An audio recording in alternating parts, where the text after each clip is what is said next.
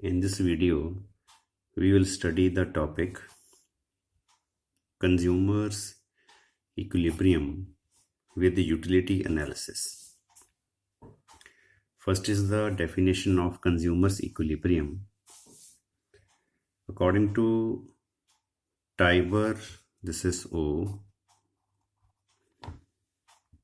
Tibor-Skytowski, VSKY. Tibor-Skytowski was a Hungarian-born American economist who was best known for his writing on the nature of people's happiness in relation to consumption. According to Skytowski, a consumer is in equilibrium when he regards his actual behavior as the best possible under the circumstances. Consumer equilibrium एक ऐसी situation है where जो consumer है अपने given circumstances के base पे अपने आप को जिस टाइम वो बेस्ट सिचुएशन में मानता है and feels no urge means try hard to do something, no urge, not trying to change his behavior as long as circumstances remain unchanged. तो जब तक उसके circumstances change नहीं होते वो उस सिचुएशन में चेंज नहीं चाहता. तो ऐसी एक बेस्ट सिचुएशन में कंज्यूमर अगर पहुंच गया, that situation is known as the consumer's equilibrium. Simply in other words, consumer is in equilibrium when he gets maximum satisfaction from his expenditure. जब कंज्यूमर को अपनी इनकम से, अपने खर्च से मैक्सिमम सेटिस्फेक्शन मिले, then we say that consumer is in equilibrium. Now with the help of utility analysis, we explain consumer equilibrium in three situations. One is the single commodity with one use. अगर consumer एक ऐसी commodity bye करे जिसका सिर्फ एक ही use हो, बहुत सारी कमोडिटीज होती हैं जिसका सिर्फ एक ही यूज है. जैसे ये पेन है, इसका एक ही यूज है. जैसे ये बॉटल है, इसका एक ही यूज है. तो जब कंज्यूमर ऐसी कमोडिटी बाय करे जिसका एक ही यूज हो, सिंगल यूज हो, तो कंज्यूमर को कितनी यूनिट्स बाय करनी चाहिए? Where the price is equal to the marginal utility of the unit. तो जब मार्जिनल यूटिलिटी प्राइस के बराबर आ जाए तब तक कंज्यूमर को वो कमोडिटी बाय करनी चाहिए, जिसको हमने टेबल एंड डायग्राम में ये बनाया है. In the table suppose these are the 5 units, और from these 5 units suppose consumer gets this marginal utility 12, 10, 8, 6, 4 as per the law of diminishing MU. And price of X is suppose 8 of each unit. जो X commodity है वो उस हर unit की जो price है वो है 8, सेम प्राइस है. तो अगर कंज्यूमर फर्स्ट यूनिट बाय करे, from the first unit he will get 12 utility but he will pay price 8. तो कंज्यूमर को इसमें बेनिफिट है क्योंकि उसने प्राइस पे करनी है 8 जबकि उसको सेटिस्फेक्शन मिलेगी 12. तो उसको ज़्यादा यूटिलिटी मिलेगी, इसलिए वो क्या करेगा, he will buy more units of X. Similarly at 2 unit utility is 10 whereas the price is 8. Again utility is greater than price. तो इन 2 यूनिट्स पे क्या है, MUX greater than PX, utility consumer को ज़्यादा मिल रही है, तो कंज्यूमर और इस कमोडिटी की यूनिट्स को बाय करेगा। And at third unit MUX equals to PX, तो जितनी MU है उतनी ही प्राइस है। It means this is the equilibrium point where MUX equals to PX। मतलब जो इक्विलिब्रियम है वो क्या बताता है कि जो कंज्यूमर है वो X की कितनी यूनिट्स बाय करे, 1, 2, 3, 4 और 5। तो इसमें हमने देखा he will be in equilibrium if he will buy 3 units of X।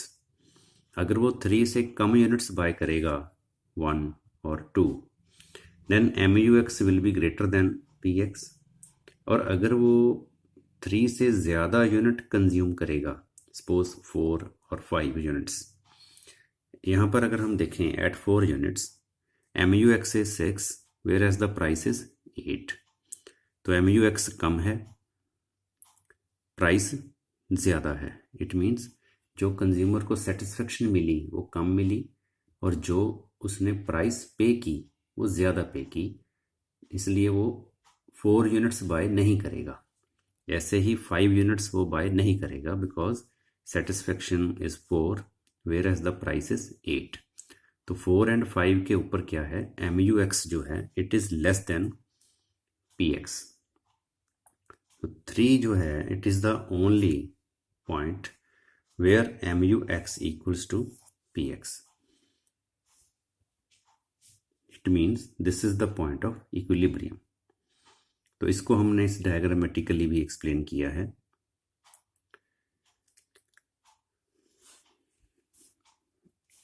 I will draw this diagram again।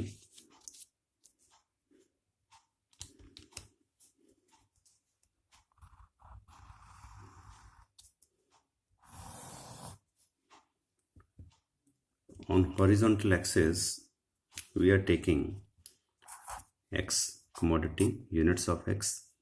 On vertical axis we are taking marginal utility and price of X. Consumer we have in the table 5 units of X, 1, 2, 3, 4 and 5, and utility he is deriving 2, 4, 6, 8, 10, 12.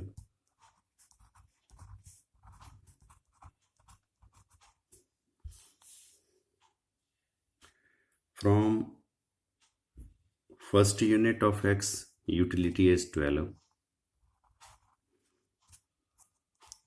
From second unit of X utility is 10.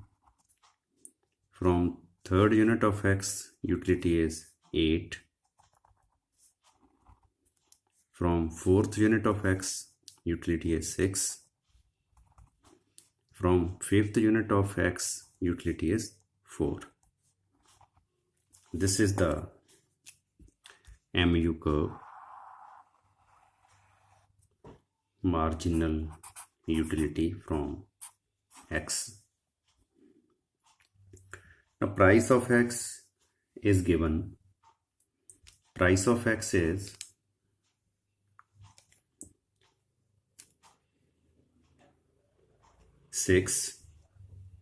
8. For first unit price is 8, for second unit price is 8, for third unit price is 8, for fourth unit price is 8, for fifth unit price is 8. This is the price line PX. Now in this diagram, at this point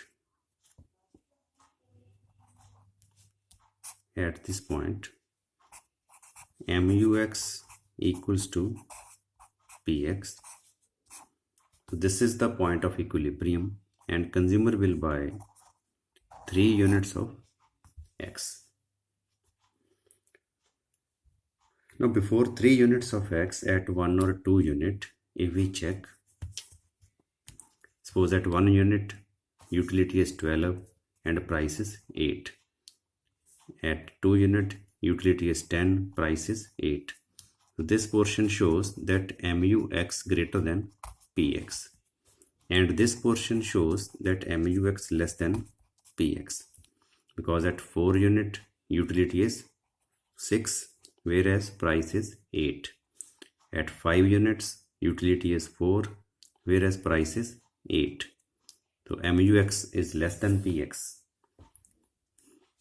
तो अगर consumer 1 और 2 पे है then he will raise the consumption of X up to 3rd unit. और अगर वो 5 और 4 पे है then he will reduce the consumption of X to 3 units. तो अगर 1 और 2 पे है तो वो 3 तक का कंजम्पशन को बढ़ाएगा, और अगर 5 और 4 पे है तो वो 3 तक का कंजम्पशन को कम करेगा. This is the equilibrium unit of X3. This is the single commodity with one use.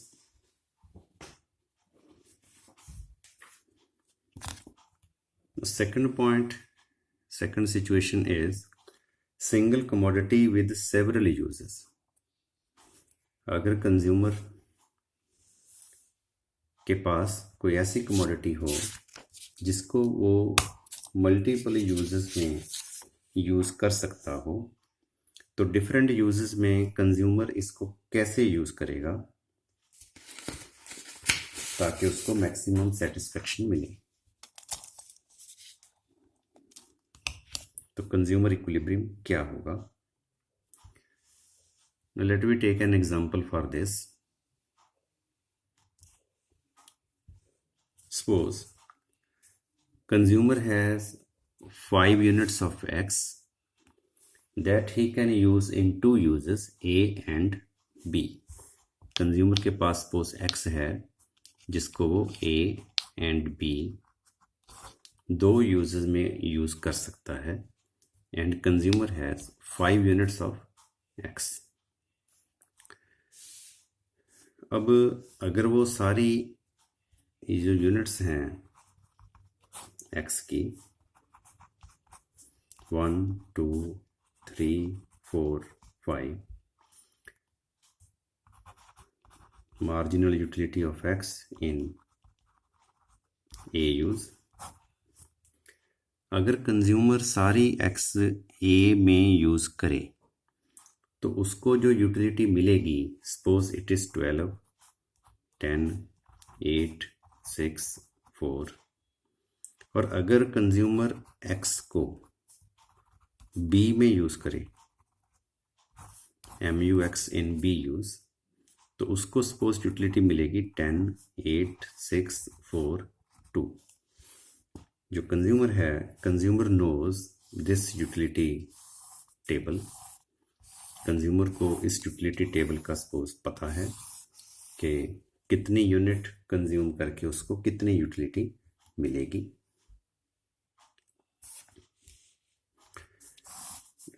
तो कंज्यूमर जो है वो कैसे यूज करे अपने यूनिट्स को? Consumer has 5 units of X, 1, 2, 3, 4, 5. तो फर्स्ट जो यूज़ है फर्स्ट यूनिट, अगर फर्स्ट यूनिट को कंज्यूमर A में यूज़ करे, फर्स्ट यूनिट को अगर A में यूज़ करे then he will get 12 utility.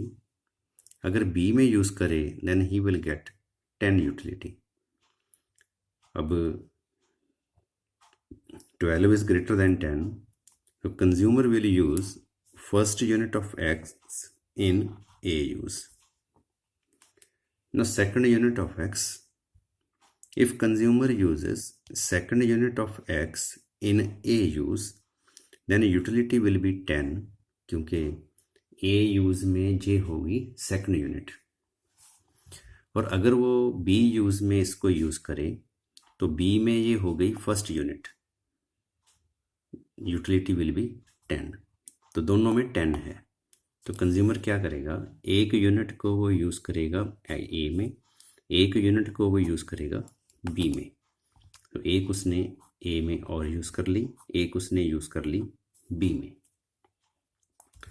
ऐसे ही जो फोर्थ यूनिट है, अगर वो एक्स को ए में यूज़ करे then he will get 8 utility, and if he uses it in B use, again he will get 8 utility.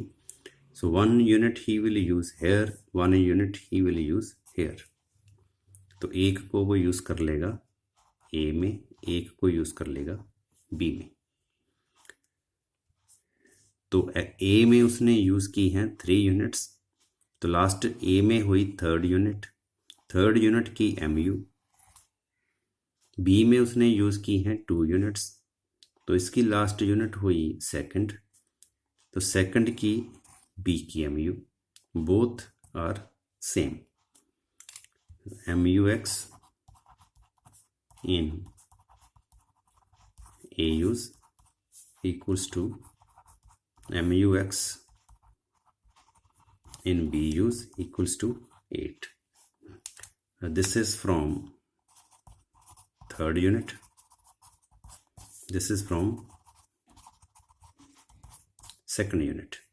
तो जो भी कंज्यूमर ने लास्ट यूनिट यूज़ की उसकी MU दोनों यूजेस में इक्वल हो, जो जितने भी और यूज़ हैं सब में लास्ट यूनिट जो हम यूज़ कर रहे हैं उसकी MU इक्वल हो, then consumer will get maximum satisfaction and he will be in equilibrium.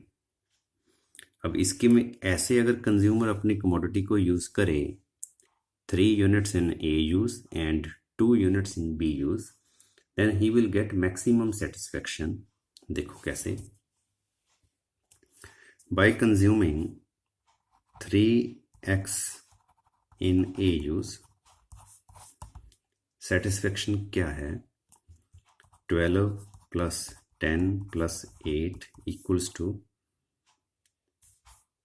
30, 12 plus 10 plus 8 equals to 30, and if he uses it in B use, अगर वो B में यूज़ करे 2x in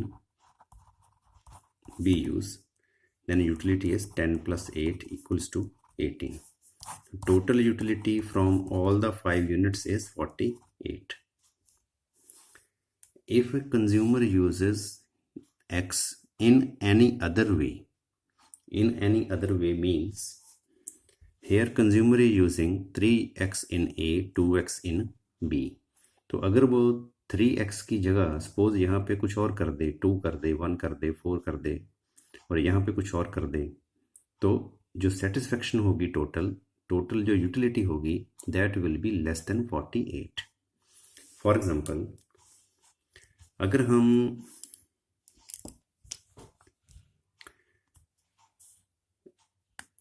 A में करते हैं suppose 2x in A use, then utility will be 12 plus 10 equals to 22। और अगर हम 3x कर दें B में in B use, then utility will be 10 plus 8 plus 6, क्योंकि x में 2 यूनिट यूज़ करेंगे तो यूटिलिटी मिलेगी 12 plus 10। अगर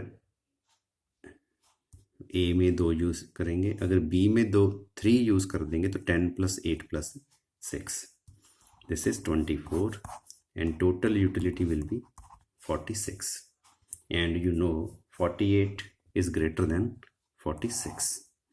So consumer will use x only in this way, that the last unit used in A and the last unit used in B gives same satisfaction, same utility. अब इसमें जो last unit है वो है देखो third, B में जो last unit है वो है सेकंड, दोनों की MU है सेम। अब यहाँ पर क्या है, लास्ट यूनिट है 2 सेकंड, उसकी MU, इसमें B में लास्ट यूनिट है थर्ड, उसकी MU है 6, तो दोनों बराबर नहीं है, इसलिए जो सेटिस्फेक्शन है it is not maximum, this satisfaction is maximum, क्योंकि थर्ड यूनिट की एंड सेकंड यूनिट की जो MU है वो इक्वल है। A same point we can explain with the help of diagram also.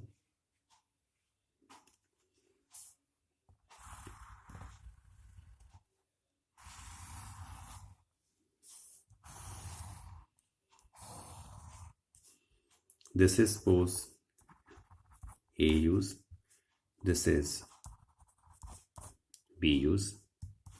वो कमोडिटी है X, दोनों साइड X कमोडिटी है, इसके यूज डिफरेंट हैं. This is the MUX, this is 2, 4, 6, 8, 10, 12.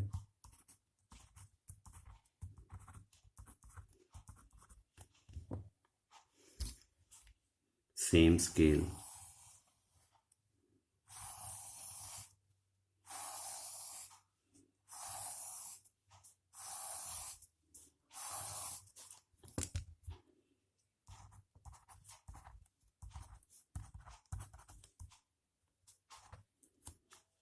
Five units we have of X, 1, 2, 3, 4, 5.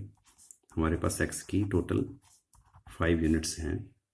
1, 2, 3, 4, 5.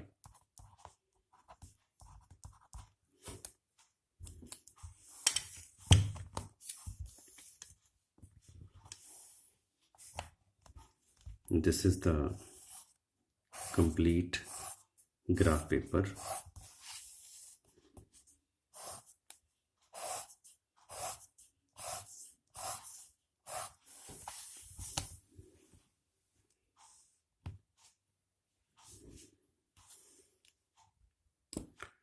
From first unit of X in A use, consumer is getting 12 utility.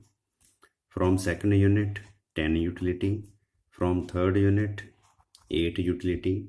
From fourth unit, 6 utility. From fifth unit, 4 utility. This is the marginal utility of X, MUX in A use.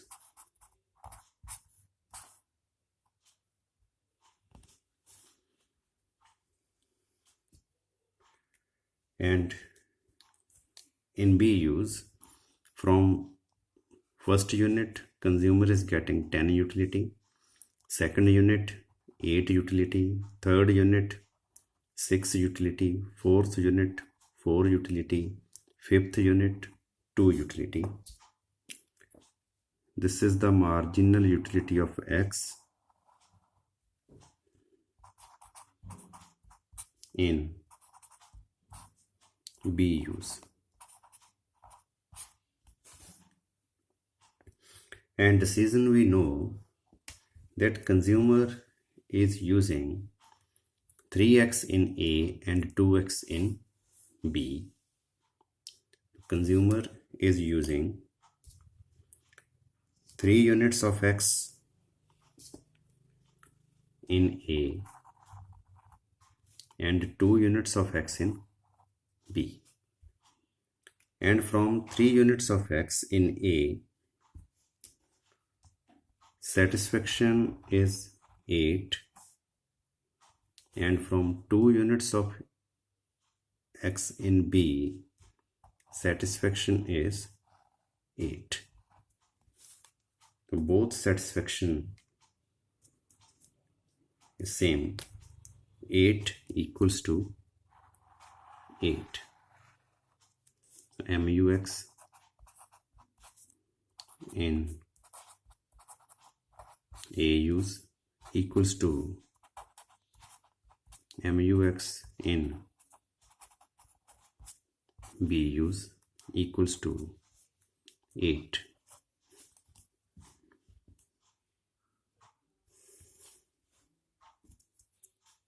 This is the consumer's equilibrium with the help of law of equimarginal utility in case of single commodity with several uses. We explained it with the help of 2 uses.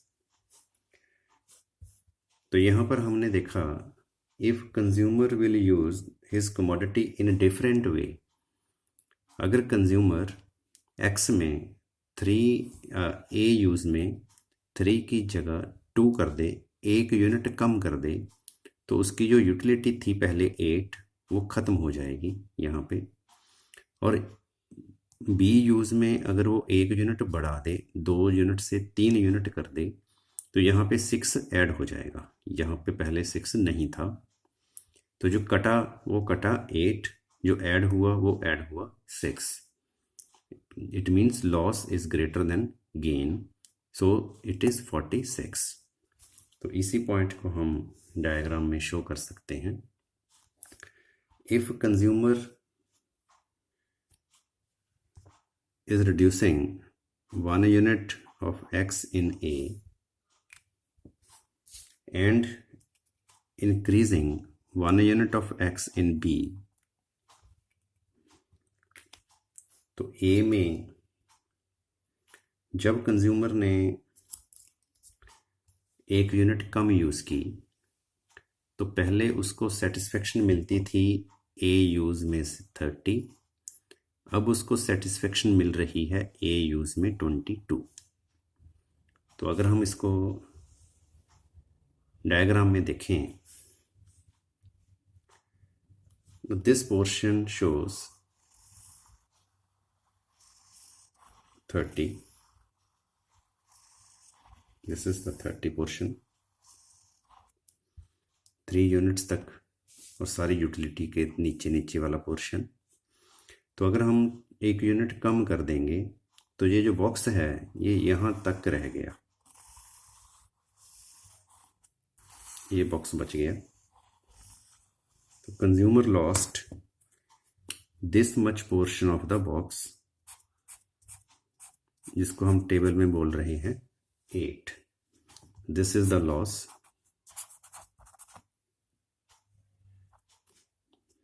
ये loss है। And when consumer is using 1 more unit of X in B, तो पहले उसका जो B में satisfaction थी, B में उसको मिल रही थी satisfaction 18 with 2X. Now with 3X he is getting satisfaction 24. तो जो 18 था, 18 टेबल में था with 2 units of X in B use. This portion was 18, इतना एरिया था कंज्यूमर के पास। तो जब उसने 1 यूनिट और ऐड की तो उस कंज्यूमर का ये एरिया बड़ा हो गया, इतना इस पोर्शन इसमें ऐड हो गया, तो अब उसको इतनी सेटिस्फेक्शन बन गई, जिसको हम बोल रहे हैं 24। तो ये जो पोर्शन है ये ऐड हो गया, दिस वी कॉल गेन। ये है गेन, जो कंज्यूमर को गेन हुआ। And you can see that the loss portion is greater then the gain portion. It means loss is greater then gain. तो जो कंज्यूमर है उसको किसी भी और तरीके से अपनी मनी स्पेंड करना या अपनी एक्स को यूज़ करना ठीक नहीं होगा। Consumer will consume this x in 2 uses A and B, 3 units in A and 2 units in B, and will get maximum satisfaction 48. This was the second point, second situation. Consumers equilibrium in case of single commodity with several uses. The third situation in case of consumer equilibrium is several commodities. When consumer is consuming several commodities, तो जब ज़्यादा commodities consumer consume करते हैं, bye करते हैं, तो वो कैसे बाय करते हैं? This heading we have already explained with the help of utility analysis. जब हमने इस पढ़ा था law of equi marginal utility in previous video, उसमें आप देख सकते हैं। सेम एग्जांपल है, consumer has 5 rupees as money income that he spends on two goods x and y. Price of x is ₹1 per unit, price of y is ₹1 per unit. तो maximum जो consumer है, consumer can buy 5 units of either x और y, and वो अगर x की 5 units ले तो maximum उसको क्या यूटिलिटी मिलेगी, सपोज दिस वन। और अगर y की 5 यूनिट्स ले तो मैक्सिमम क्या यूटिलिटी मिलेगी, सपोज दिस वन। अब एक रुपया कंज्यूमर अपना स्पेंड करेगा 5 रुपीज़ में से, फर्स्ट रुपी जैसे वो इस पे स्पेंड करेगा क्योंकि इसकी यूटिलिटी ज़्यादा है, सेकंड रुपी वो इस पे कर देगा, थर्ड इस पे कर देगा, फोर्थ इस पे कर देगा, फिफ्थ इस पे कर देगा। तो उसने 3 यूनिट्स बाय की एक्स की और 2 यूनिट्स बाय की वाई की, and he will get maximum satisfaction. जैसे हमने अभी कैलकुलेशन की, from 3x satisfaction is 30, from 2y satisfaction is 18, total satisfaction is 48। और अगर कंज्यूमर अपनी इनकम किसी और तरीके से स्पेंड करे, जैसे 3 की जगह 2x कर दे, 2y की जगह 3y कर दे, then satisfaction will be 46 and 48 is greater than 46। तो सेम पॉइंट हमने एक्सप्लेन किया है when we explained law of equi marginal utility. And जो इसकी डायग्राम है, diagram portion is also same, इसकी डायग्राम भी सिमिलर डायग्राम है। First we draw this diagram for x, this diagram is for y, this is the marginal utility of x, marginal utility of y। तो 3 units consumer ने consume की हैं, use करी हैं x की, और 2 यूनिट्स यूज़ करी हैं y की। with 3 units of x utility is 8, with 2 units of y utility is also 8. so this is shows that MUX equals to MUY equals to 8। तो फिर हमने शो किया, if consumer uses 1 less unit in x he will lose this much portion, if consumer is using 1 more unit of y then he will gain this much portion, and loss is greater than gain। ये जो बार है ये बड़ा है comparative to this bar. तो consumer always will spend his money according to this law of equi marginal utility, that he will buy 3 units of X and 2 units of Y. ये हमने पहले एक्सप्लेन किया हुआ है, तो इसके पहले वाली वीडियो में आप इसकी डिटेल देख सकते हो। उसमें जब हम पढ़ेंगे, जब हमने पढ़ा है law of equi marginal utility, वहां पे ये एक्सप्लेन्ड है। Next main heading in this chapter, in this topic is the derivation of demand curve with the help of utility analysis. Utility analysis में हम डिमांड कर्व कैसे draw करते हैं।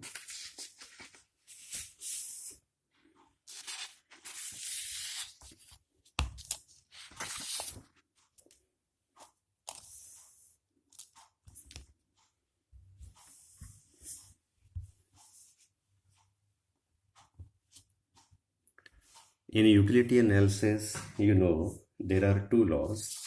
One is the law of diminishing marginal utility, other is the law of equi marginal utility। तो दोनों तरीके से हम डिमांड कर्व ड्रॉ करेंगे।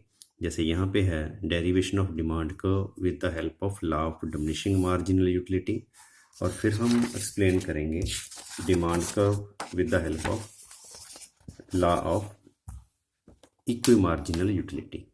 तो दोनों तरीके से हम इसको एक्सप्लेन करेंगे। First is derivation of demand curve with the help of law of diminishing marginal utility. We know that condition of consumer's equilibrium is MUX equals to PX in case of single commodity with one use, this is the condition of equilibrium, अभी जैसे हमने study किया।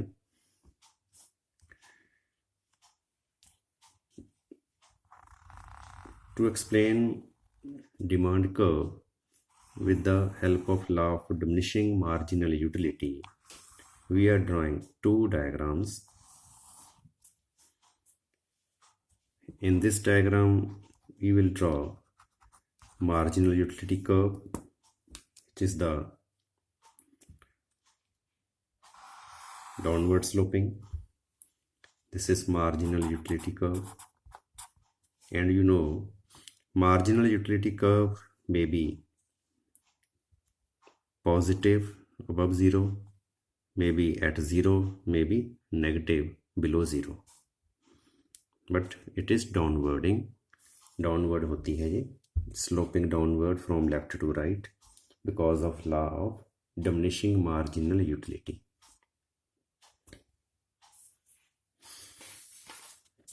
So as explained here, the falling means downward portion, downward. The falling but positive portion, this is the falling portion. यहाँ तक है ये positive portion, यहाँ से लेके यहाँ तक ये फॉलिंग है एंड पॉजिटिव है। Of MU curve is the demand curve. तो ये जो पोर्शन है इसको हम डिमांड कर्व लिख सकते हैं। This portion of MU curve is also the demand curve, और इसको हमने सेपरेट यहाँ बना लिया। अब इसको सेपरेट बनाने के लिए देखो, in right panel of this diagram we will draw demand curve, demand for x. One side we are taking x, other side price of x.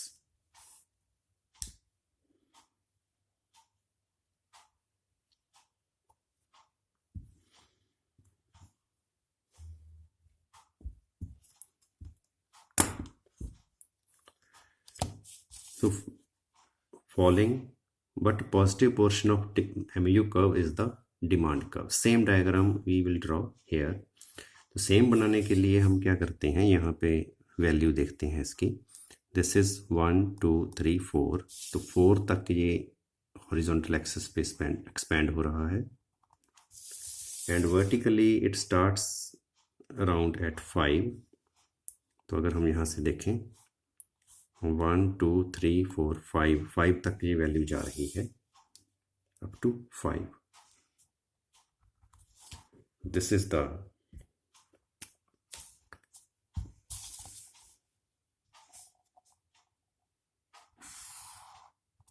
Demand का।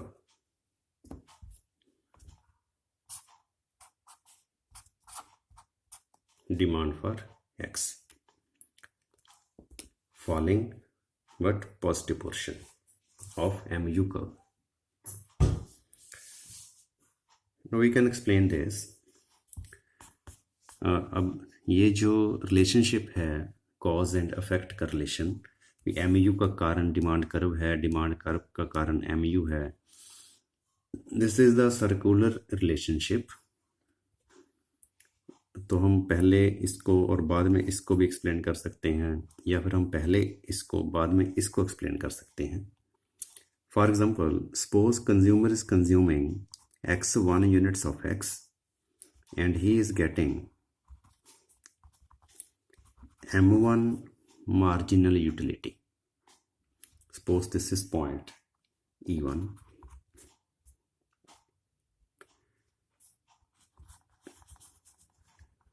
It means for x1 units of x, consumer is willing to pay price P1. तो consumer इतनी price पे करेगा because at equilibrium अगर वो इतनी demand कर रहा है x की, इतनी MU ले रहा है, इट मीन्स प्राइस इतनी है, सेम जितनी MU है उतनी ही प्राइस है because of this condition. When consumer increases the consumption of x from x1 to x2, MU will fall from M2 M0 and this is suppose point E2। तो जैसे ही consumer ने x की consumption बढ़ा दी तो x की जो MU है वो कम हो गई। It means for x 2 units of x consumer will pay price P0 and this is point E2 dash and this point suppose x3, this is suppose x3. Now by joining these E1 dash E2 dash points, अगर हम इनको अब join करें तो